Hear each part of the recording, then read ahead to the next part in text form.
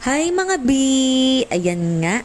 Namiss kong mag-voice over at saka magluto-lutuan. Ayan, at ang aking menu for today's video ay pork steak. First time ko ulit tong lutuin mga B. Kaya don't judge me, okay?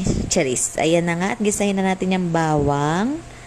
At syempre, isusunod natin yung mga sibuyas na yarn.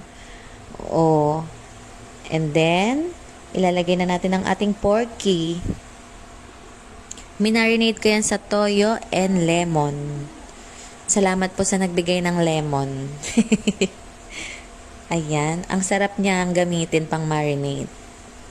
Kasi wala kaming kalamansi, kaya lemon. Ayan. Siyempre, pakuluin muna natin.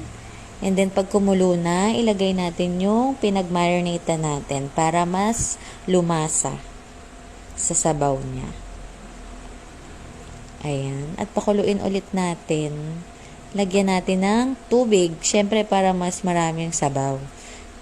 Hindi ko na lang ginawang nilaga, charis. Ayan na nga.